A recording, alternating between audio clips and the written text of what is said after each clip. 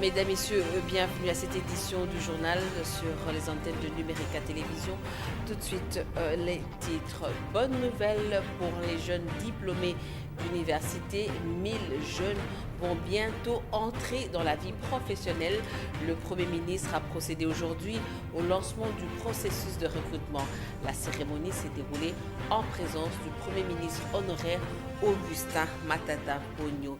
Et puis ce cri de détresse, la veuve Étienne Tshisekedi, Marthe Kassalou, plaide pour que les restes de son époux soient rapatriés en terre congolaise. Elle était reçue aujourd'hui au journal télévisé d'un média français. Vous allez l'entendre dans ce journal.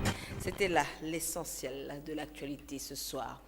D'abord cette nouvelle, le Premier ministre Bruno Tshibala rassure que l'engagement convenu par les parties prenantes au dialogue du Centre interdiocésain pour organiser les élections fin 2017 sera tenu. Dans une interview accordée à Jeune Afrique, il a déclaré « Le président de la République a toujours dit et répété que nous devons aller aux élections. Toute la classe politique et forces sociales, nous sommes convenus de les organiser. Ce sera fait. » Fin de citation. Bruno Tshibala a par ailleurs réitéré l'engagement de son gouvernement de financer le coût global des élections. À défaut, il n'hésitera pas de recourir aux partenaires traditionnels de la République démocratique du Congo, a-t-il fait savoir. Processus électoral encore, le président de la CENI, Corneille Nangaa, poursuit son séjour dans le Kasaï. Ce jeudi, Corneille Nangaa a assisté à l'installation des membres du comité provincial de la CIME par son président national. Les détails dans ce reportage de Rachel Kitsita. L'instant était chargé de symboles. La Commission d'intégrité et de médiation électorale, structure partenaire de la CENI, regroupant les confessions religieuses de la RDC pour prévenir et gérer les conflits électoraux, était honoré de présenter ce mercredi 26 juillet 2017 à Kananga, à la face du monde, sa représentation dans le Kasaï central. Témoin de l'événement, le président de la CENI, Corneille Nangaa Bello, et le vice-gouverneur du Kasaï central. Nous sommes au Kasaï central. Nous venons d'installer officiellement le comité provincial de la CIME. Et bon voilà, c'est pour faire la promotion de l'intégrité de la médiation électorale, essentiellement pour consolider la paix, de sorte que le processus électoral dans notre pays soit un processus apaisé. C'est la contribution de confessions religieuses qui accompagne le processus électoral de manière à ce que le processus soit un processus juste, honnête, transparent, crédible, mais surtout serein. L'installation effectuée, cette CIME provinciale regroupe les pasteurs qui peuvent désormais être les conseillers de l'exécutif provincial dans les Kasaï central pour désamorcer d'éventuelles crises. Et hier mercredi, le président de la Commission électorale nationale indépendance a annoncé à Kananga le début de l'opération d'enrôlement des électeurs au Kasaï central dans quelques jours. Sans avancer de date précise, il a affirmé que la situation sécuritaire permet à présent de lancer l'opération de révision du fichier électoral dans cette partie de la République démocratique du Congo. Encore une fois, un commentaire de nos confrères de la chaîne nationale. Le président de la Commission électorale nationale indépendante a co-présidé mercredi 26 juillet 2017 au gouvernorat du Kasaï central à Kananga la réunion du comité provincial de sécurité. Rencontre au cours de laquelle les assurances que cette partie du territoire national était dans sa majeure partie désormais sous la couverture de forces armées de la RDC. Le président de la CENU s'est rendu dans la commune de Kananga pour y superviser une réunion technique et opérationnelle devant définir de façon concrète l'agencement des activités liées justement à la préparation du terrain en prévision de cette opération d'envergure en réunissant agents et cadres de la CENI. Élément passé au peigne fin avec la cartographie opérationnelle qui débouche sur les étapes. Identification et recrutement de près de 1000 personnes, le déploiement des kits électoraux et formation en cascade Tous ces ingrédients mettent la Commission électorale nationale indépendante à même d'amorcer les grandes manœuvres précédant l'enrôlement des électeurs. Le même discours quasiment a été dévoilé aux députés provinciaux dans l'hémicycle par Corneille Nangaa Bello, qui a mentionné l'importance de la participation de ces représentants du peuple au soutien de cet événement. En milieu d'après-midi de ce mercredi 26 juillet, dans la salle de conférence du gouvernorat à Kananga, le président de la CENI et toute sa délégation participent au cadre de concertation. Les forces vives du Kasaï central représentant les différentes couches sociales et politiques ont été suffisamment entretenues sur les avancées enregistrées par la CENI. 36 504 000 électeurs déjà enrôlés à cette date sur l'ensemble du territoire national. Nous avons évalué comment nous allons reprendre avec le processus de formation, cascade d'information, après l'identification des personnels qui restent. Il nous reste encore à recruter plus ou moins 1000 agents, d'examiner les voies de déploiement des matériels à partir des Kananga. La situation sécuritaire se stabilise. Fort donc de cet élément, nous allons commencer l'enrôlement maintenant au Kasaï. Le Kasaï central, c'est 6 antennes, 1 554 634 électeurs attendus dans 914 centres. Mais de l'autre côté, le Conseil de sécurité des Nations Unies exige la publication du calendrier électoral conformément à l'accord du 31 décembre dernier. Pour le Conseil, l'accord reste la feuille de route réaliste pour des élections pacifiques en République démocratique du Congo. Commentaire Herménion, vous étapez le tout.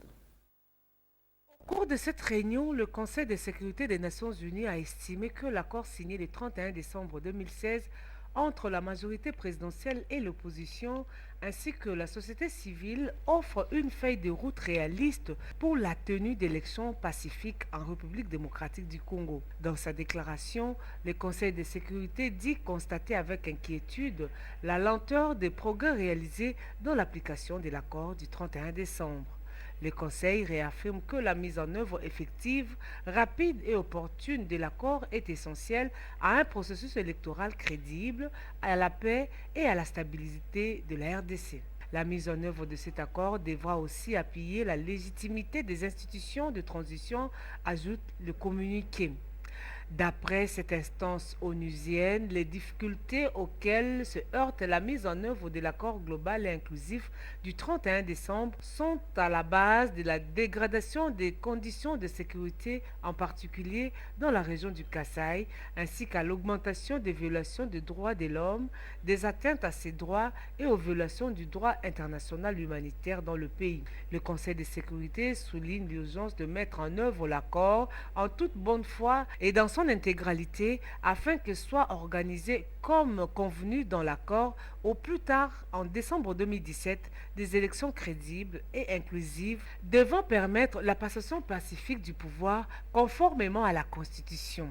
Par ailleurs, le Conseil de sécurité demande la publication rapide du calendrier électoral, ce qui clarifierait les délais et les étapes à venir et permettrait aux partenaires de mieux définir le type d'assistance à fournir. Dans le reste de l'actualité, la délégation des Nations Unies, conduite par Amina Mohamed, secrétaire générale adjointe de l'ONU, a bouclé ce jeudi sa mission en République démocratique du Congo. Mais hier, le président de la République, Joseph Kabila, a reçu en audience de travail les émissaires onusiens ainsi que le Burundais à l'aéroport international de Djili au salon présidentiel. Retour sur cet entretien dans ce condensé rendu par Marie-Laure Moulomba. Le président Joseph Kabila est rentré hier dans la capitale après une semaine d'absence. Dès son arrivée à l'aéroport international de Djili, le chef de l'État a eu une séance de travail avec la délégation de l'ONU conduite par Aminata Mohamed, secrétaire générale adjointe de l'Organisation des Nations Unies. La situation sécuritaire du pays, le processus électoral et les questions de la femme étaient sur la table des échanges. And to speak about the issues of women. Concernant les violences contre les femmes, nous avons posé la question et nous avons mis l'accent et félicité le gouvernement pour les efforts, pour le travail qu'a fait le bureau de Mme Mabunda, qui est la conseillère spéciale des questions de violence contre les femmes. Nous allons continuer à travailler avec ce bureau-là pour que nous allions vers situation zéro, un progrès énorme, mais nous devons faire beaucoup plus. Finalement, en ce qui concerne la mort de nos deux collègues, les deux experts des Nations Unies, la secrétaire générale adjointe a parlé avec le président et le président a donné l'assurance que les investigations vont suivre leur cours et que justice soit faite. Toujours dans le salon présidentiel de l'aéroport, Joseph Kabila s'est également entretenu avec un diplomate burundais. Les deux personnalités ont évoqué le renforcement des relations bilatérales entre les deux pays. C'est dans le cadre donc du renforcement des amitiés, de la fraternité entre nos deux pays, mais c'est aussi dans le cadre de donner la situation entre les deux pays sur les plans de coopération économique. Je vous le disais en ouverture, bientôt 1000 jeunes universitaires vont intégrer la vie professionnelle. Le Premier ministre Bruno Tshibala a procédé ce jeudi au processus de recrutement de ces jeunes. L'initiative s'inscrit dans le cadre de la réforme de l'administration publique. La cérémonie a eu lieu en présence du Premier ministre honoraire Augustin Matata Ponyo et la présidente de l'Union panafricaine de la jeunesse. La suite en images. La part de Sodeïco dans ce projet, c'est justement d'être un appui au ministère de la fonction publique, le gouvernement qui recrute 1000 jeunes aujourd'hui. Notre part Sodeïco, c'est d'être un appui technique. Il y a un site sur lequel il faudra appuyer. Entrez dans le site Sodeïco, www.sodeico.org. Et vous tomberez sur la page qui vous indiquera comment postuler avec les critères déjà prédits par le Premier ministre aujourd'hui, à savoir il faut avoir moins de 35 ans, un minimum de bac plus 5, être de nationalité congolaise. Et si vous avez eu un stage ou bien si vous avez une connaissance particulière dans l'administration publique, c'est également un plus. Mais c'est ouvert à tout le monde sur toute la République et le processus va être transparent. Il y aura 2 étapes. Une première étape qui consiste à présélectionner les jeunes à travers leur CV, selon leurs critères de mérite prédéfinis. Et une fois que vous êtes présélectionné sur CV, vous serez appelé donc à ce que le Premier ministre a dit concours. Nous, dans le domaine du recrutement, nous appelons le test de recrutement écrit. Une fois que vous allez être sélectionné dans un test de recrutement écrit, vous serez un des élus qui va pouvoir passer à la 3e étape qui constitue donc l'interview. Voilà, un petit désaccord avec la régie. Vous venez là de suivre les mécanismes de recrutement des jeunes diplômés.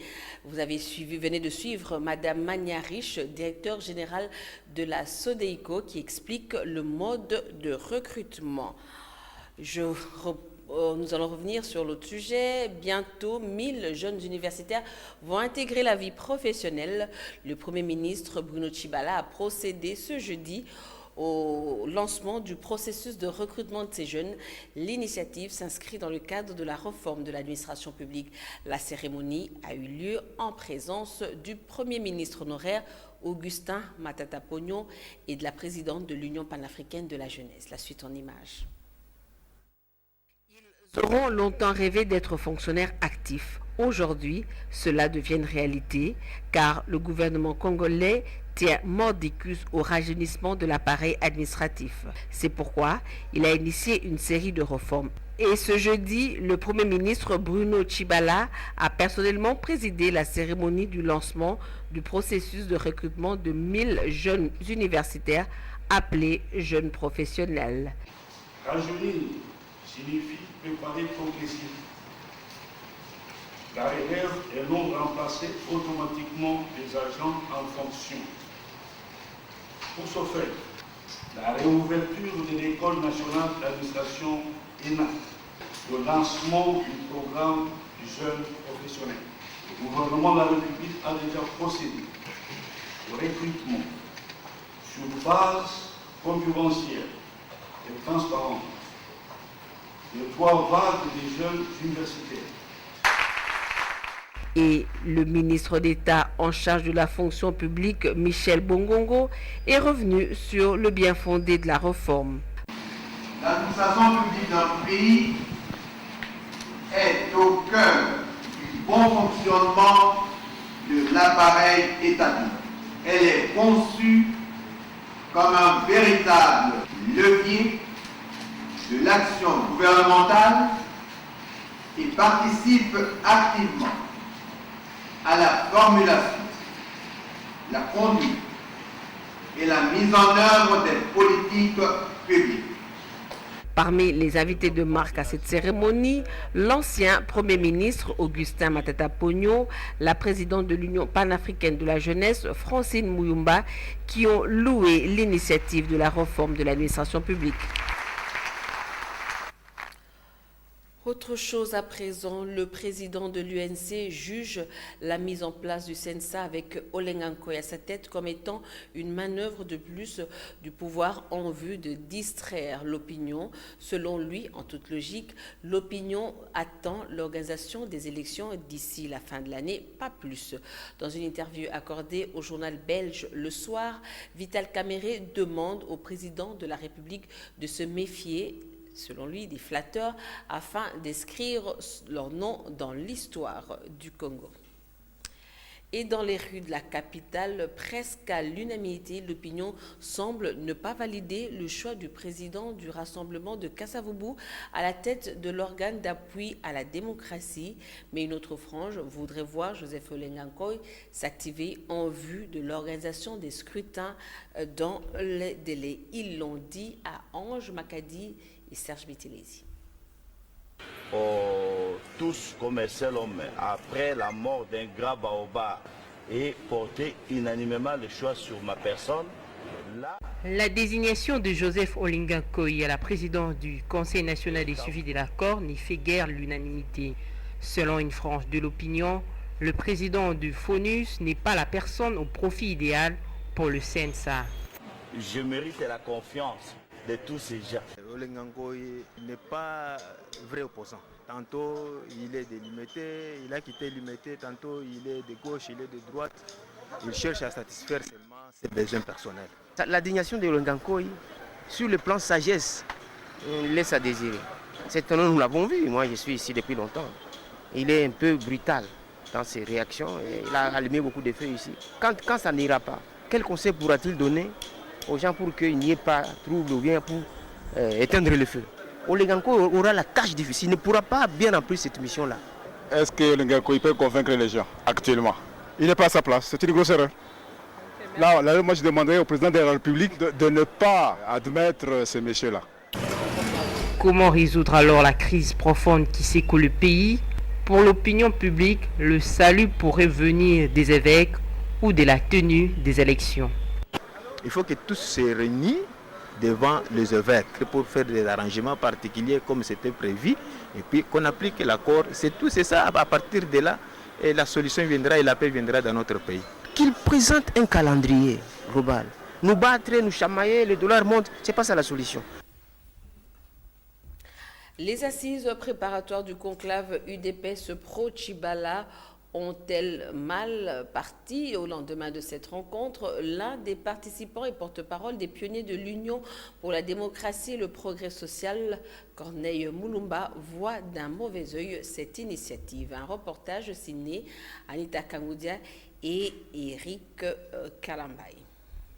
Après les pionniers, un autre courant se réclamant de l'UDPS est en gestation. Il s'agit de l'UDPS pro-Tchibala, dont l'ambition reste la réunification du parti tel qu'annoncé. Le porte-parole des pionniers, qui a participé à la rencontre d'hier, est entre le soutien et le rejet de cette initiative. Il s'agit de réunir, de rassembler tous les membres du parti pour faire en sorte que les différents courants se mettent ensemble. Parce que les enjeux sont importants. Le premier enjeu, c'est notamment la survie même du parti. Le deuxième enjeu, c'est la gestion, les conditions de vie de nos compatriotes. Et nous pensons que l'UDPS doit jouer un rôle important. 2 erreurs majeures ont été commises à mon point de vue là-dedans. C'est d'abord, j'ai suivi M. le Sec qui a parlé et qui annonce l'exclusion de Marc Kabound. Nous cherchons à nous mettre ensemble. Qui exclut qui, sur base de quoi? C'est très dangereux. À la question de savoir pourquoi cette rencontre au nom de l'Union pour la démocratie et le progrès social ne s'est pas tenue au siège de l'UDPS, le président Tshisekedi est décédé. Au-delà de Tshisekedi, on a affiché une liste de membres qui ne peuvent pas arriver là-bas. Et M. Moutanda, qui a mis sa propre maison au service du parti comme siège pendant 10 ans, est allé là-bas, il s'est fait agresser. Je veux dire qu'il y a de l'intolérance, il y a de la violence, et l'UDPS, ce n'est ni de violence, ni de l'intolérance, ni du fanatisme. Après la disparition du leader charismatique, beaucoup d'ambitions sur les revendiquants de l'UDPS vont naître, mais ce qui est sûr, la réunification du parti semble une utopie. Et puis, ce cri de détresse, la veuve Étienne Tshisekedi était reçue aujourd'hui au journal télévisé d'un média français. Marthe Kassalou plaide pour que les restes de son époux, décédé il y a plus de 5 mois en Belgique, soient rapatriés et inhumés en terre congolaise. On l'écoute. Marthe Tshisekedi, on vient de le voir dans le sujet que nous avons diffusé, il y a eu parfois des querelles, entre guillemets, sur le lieu même de la sépulture de votre époux, de votre défunt époux.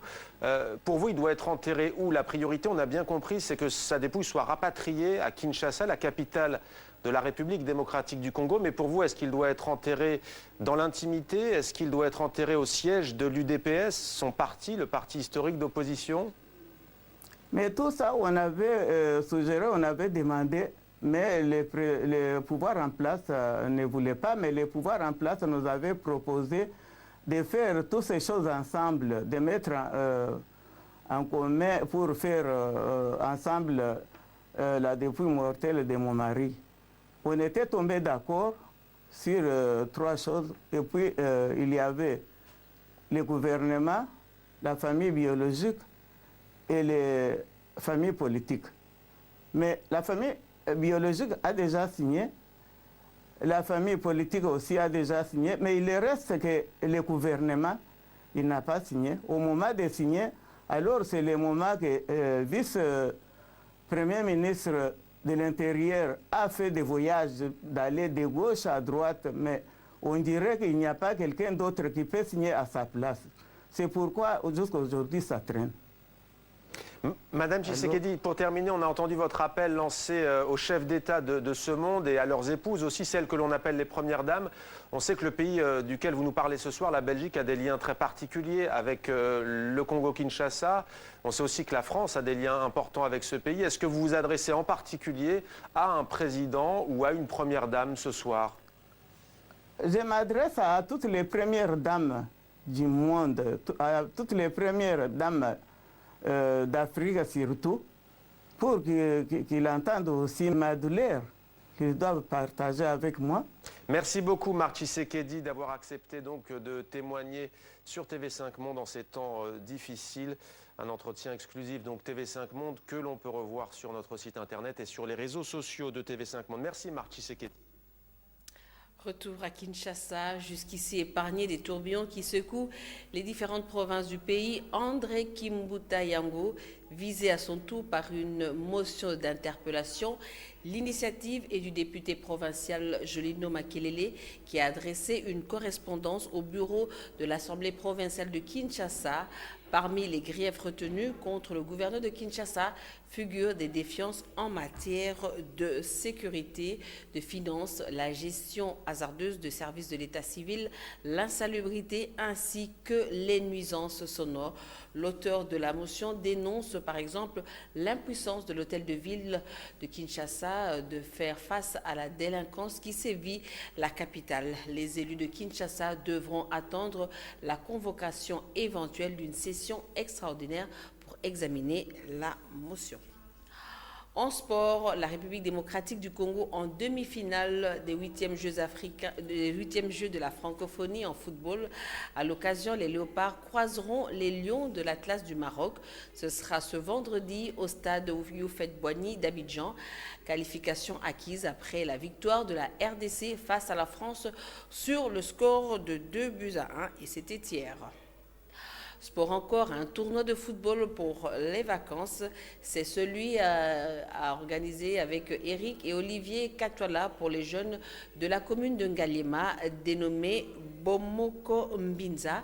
Cette compétition va s'étendre du 29 juillet au 3 septembre 2017. Elle réunit 32 équipes issues des différents quartiers de cette entité administrative. Les détails dans ce reportage de notre sportif maison, Paul Cazozo. Les jeunes de la commune de Ngaliema, férus du ballon rond, ne seront pas en chômage pendant ces grandes vacances. Deux jeunes de cette entité administrative, Olivier et Eric Katwala, ont pensé à eux. C'est à travers un tournoi de football du samedi 29 juillet au dimanche 3 septembre 2017. Aujourd'hui, avec le concept Bomoko Mbinza, ça semble être très facile parce que c'est un problème qui est pris en charge par tous. En fait, c'est le concept Bomoko Mbinza tire sa source dans le souci d'être ensemble. Ce tournoi dénommé Bomoko Mbinza réunira 32 équipes constituées selon les différents quartiers de cette commune dirigée par Madame Fatouma Inona. La deuxième édition s'est voulu une édition un peu plus généreuse. Il faut dire que lors de la première édition, il y avait à peine 16 sélections de quartiers. Cette fois-ci, nous avons voulu faire jouer 32 sélections de quartiers. Donc c'est l'innovation de la deuxième sélection. Cette manifestation, alors nous le faisons pour le bien-être des habitants d'Ngaliema qui pendant ces grandes vacances manquent parfois des divertissements. Alors on les occupe avec une activité saine, une activité divertissante. Et donc cette fois-ci 32 équipes, 32 sélections. Nous avons des médailles d'or, des médailles d'argent, des médailles de bronze. Voici les innovations de cette deuxième édition.